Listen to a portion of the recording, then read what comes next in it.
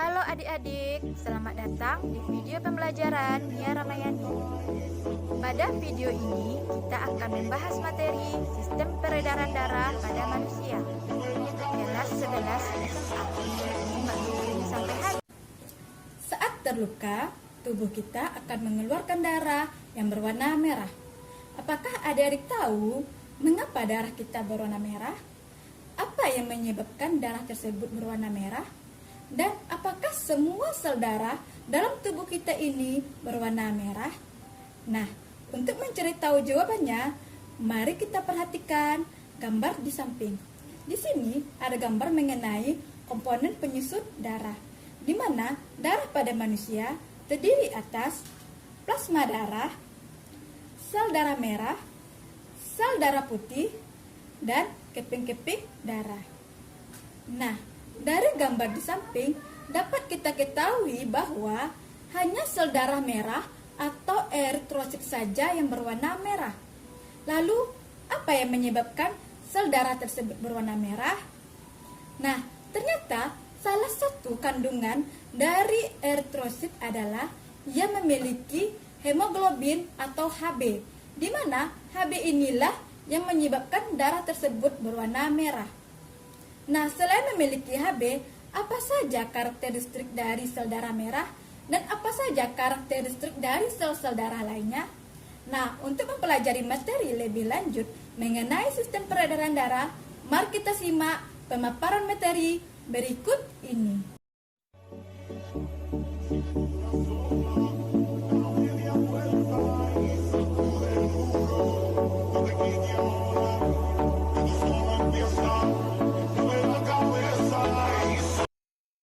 Pada sistem peredaran darah pada manusia, ada beberapa pokok pembahasan yang akan kita bahas. Yang pertama yaitu komponen penyusun darah, yang kedua pembekuan darah, yang ketiga penggolongan darah pada manusia, yang keempat ada alat peredaran darah, dan yang terakhir yaitu mekanisme peredaran darah. Kita masuk pada pokok pembahasan yang pertama yaitu komponen penyusun darah. Di mana komponen penyusun darah pada manusia ini terdiri dari dua bagian. Yang pertama yaitu ada plasma darah dan sel-sel darah, di mana sel-sel darah ini nanti dibagi lagi menjadi tiga, yaitu sel darah merah, sel darah putih, dan keping-keping darah. Nah, pada slide telah ditampilkan gambar mengenai komponen penyusun darah, di mana plasma darah memiliki komponen 55% dari keseluruhan darah dalam tubuh. Sementara itu, sel darah putih dan keping-keping darah hanya memiliki komponen kecil dari 1% dari keseluruhan darah dalam tubuh. Dan sel darah merah memiliki komponen 45% dari keseluruhan darah dalam tubuh. Sel darah dan keping darah lebih berat dibandingkan plasma darah, sehingga komponen tersebut dapat dipisahkan melalui teknik sentrifugasi. Selanjutnya kita bahas mengenai plasma darah. Plasma darah adalah cairan bening kekuningan, terdiri dari 92% air dan mengandung campuran kompleks zat anorganik dan organik.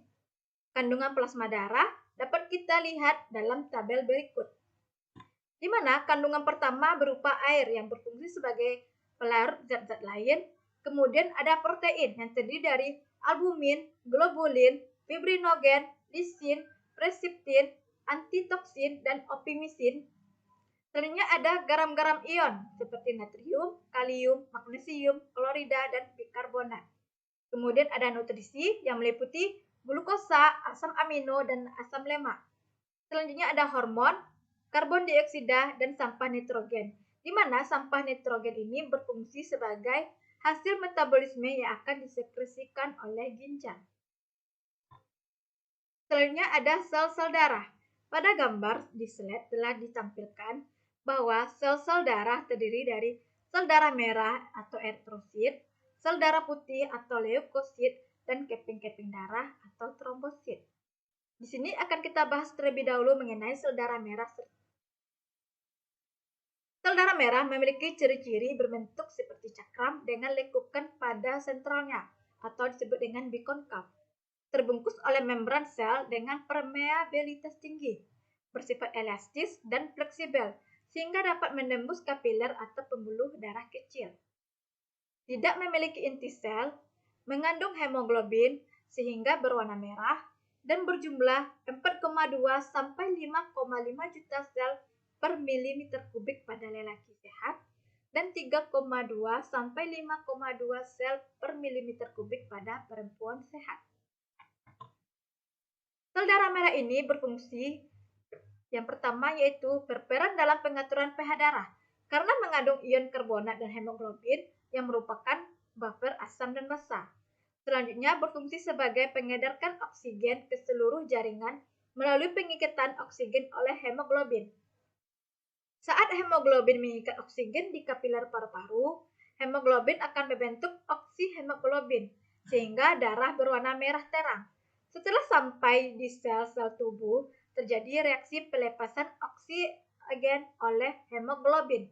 Selanjutnya, terjadi pengikatan karbon dioksida oleh hemoglobin dalam bentuk karboksihemoglobin, sehingga darah akan berwarna merah gelap. Selanjutnya ada sel darah putih. Sel darah putih ini memiliki bentuk yang tidak tetap, tidak mengandung hemoglobin sehingga tidak berwarna merah. Memiliki inti sel berjumlah normal sekitar 7.000 sampai 9.000 mm per milimeter kubik.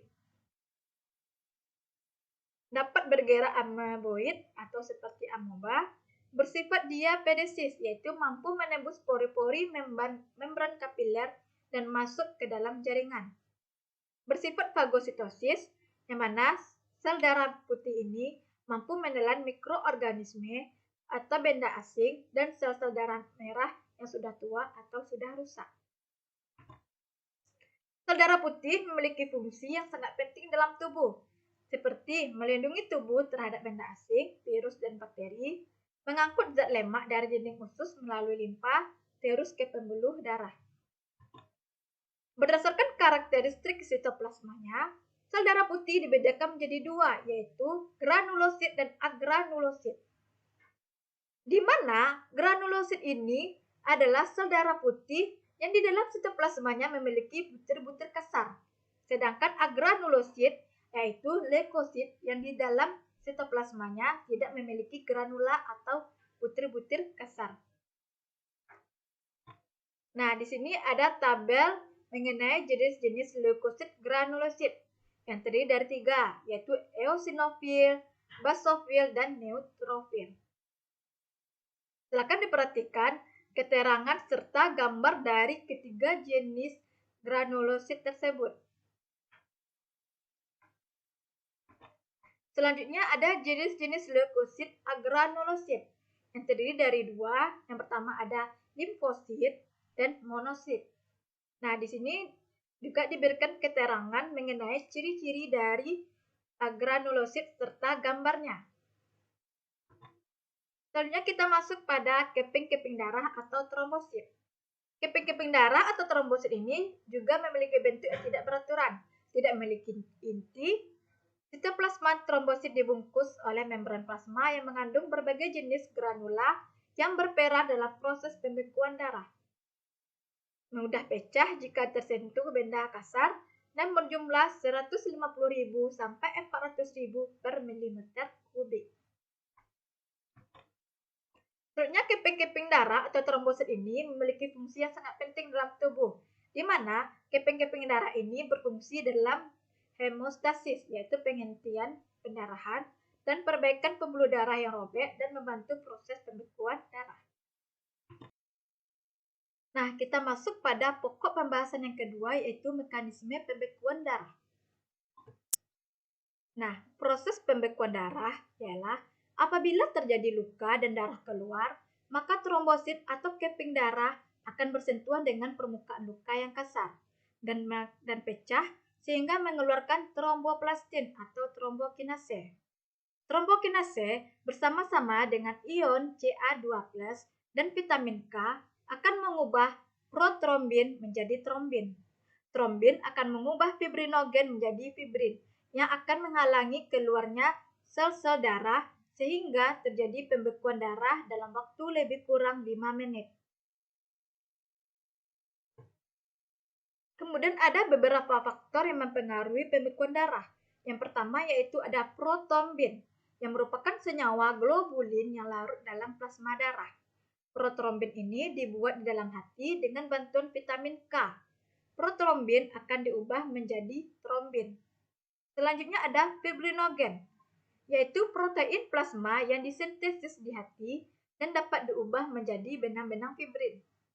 Selanjutnya ada ion kalsium, yang merupakan ion anorganik dalam plasma yang diperlukan pada seluruh tahap proses pembekuan darah.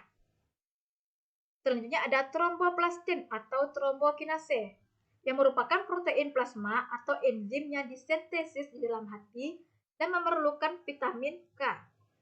Selanjutnya ada vitamin K, yang merupakan vitamin yang sangat penting dalam sintesis protrombin dan faktor pembekuan darah lainnya. Nah, kita masuk pada pokok pembahasan yang ketiga, yaitu mengenai penggolongan darah. Golongan darah adalah klasifikasi darah suatu individu berdasarkan ada atau tidak adanya zat antigen warisan pada permukaan membran sel darah merah. Antigen dapat berupa protein yang dapat merangsang tubuh untuk menghasilkan antibodi dalam plasma darah. Reaksi antigen dengan antibodi dapat menyebabkan aglutinasi atau penggumpalan sel darah merah, maka antigen disebut juga agglutinogen, sedangkan antibodi disebut juga dengan agglutinin. Nah, di sini ada contoh dari hasil penelitian mengenai penggolongan darah.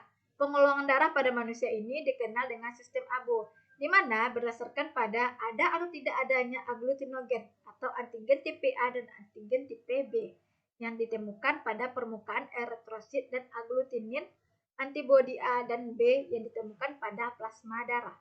Nah, dapat diperhatikan di sini ada sampel darah. Nah, jika darah bergolongan A, maka akan terjadi penggumpalan pada saat diberi anti A, dan pada saat diberi anti B tidak terjadi penggumpalan. Sedangkan jika darah bergolongan B, maka akan terjadi penggumpalan pada saat diberikan anti B, sedangkan pada saat diberikan anti A tidak terjadi penggumpalan. Selanjutnya, apabila darah bergolongan AB, maka akan terjadi penggumpalan di saat diberikan anti A dan anti B. Dan saat golongan darah seseorang memiliki golongan darah O, maka saat ditetesi anti A dan anti B, maka kedua sampel darah tersebut tidak akan terjadinya penggumpalan. Nah, di sini ada tabel penggolongan darah sistem ABO. Silakan diperhatikan. Selanjutnya ada penggolongan darah sistem resus, yaitu berdasarkan ada atau tidak adanya agglutinogen antigen D pada permukaan sel darah merah. Antigen D berperan dalam reaksi imunitas tubuh. Individu yang memiliki antigen D disebut Rh+ atau resus positif, dan individu yang tidak memiliki antigen D disebut Rh- atau resus negatif.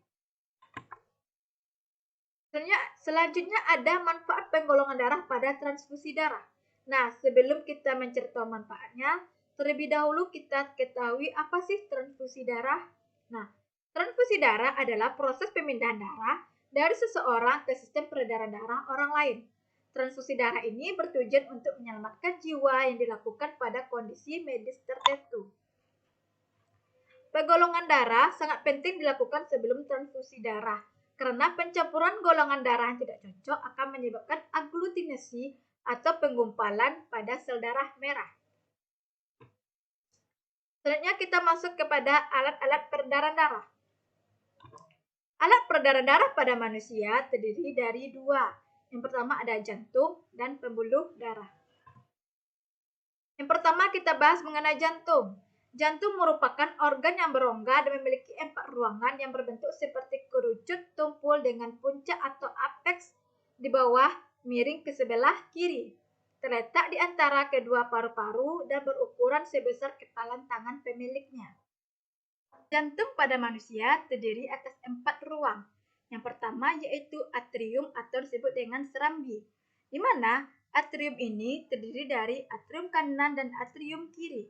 Selanjutnya ada ventrikel atau disebut dengan bilik, yang juga terdiri dari bilik kanan dan bilik kiri.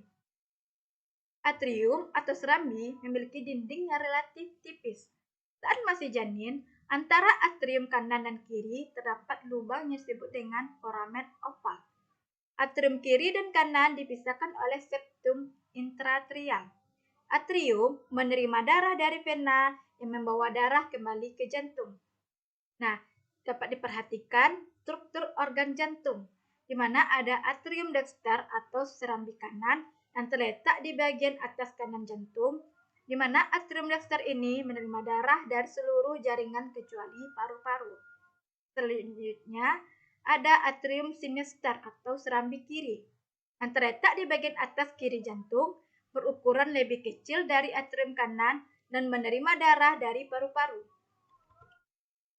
Selanjutnya ada ventrikel atau bilik, yang memiliki ciri-ciri berdinding tebal sehingga mampu mendorong darah keluar dari jantung menuju arteri yang membawa darah meninggalkan jantung.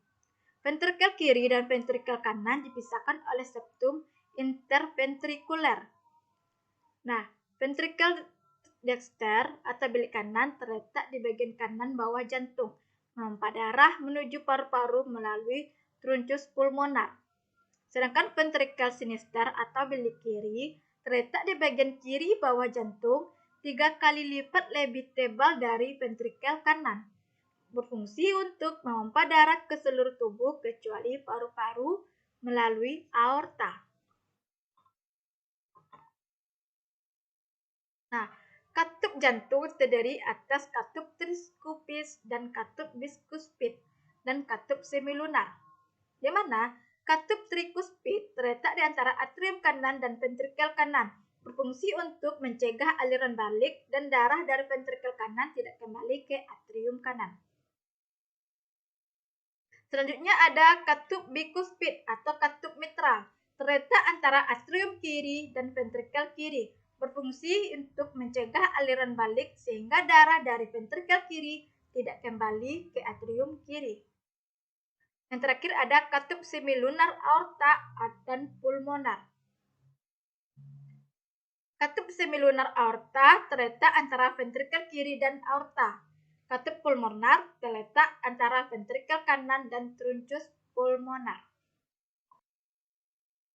Nah, selanjutnya alat peredaran darah yang kedua yaitu pembuluh darah yang merupakan suatu saluran yang berfungsi untuk mengalirkan darah dari jantung ke seluruh tubuh dan dari seluruh tubuh kembali ke jantung.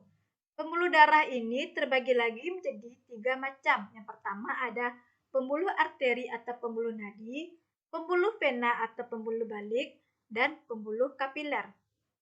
Pembuluh arteri atau pembuluh nadi ini berfungsi untuk membawa darah keluar dari jantung ke jaringan.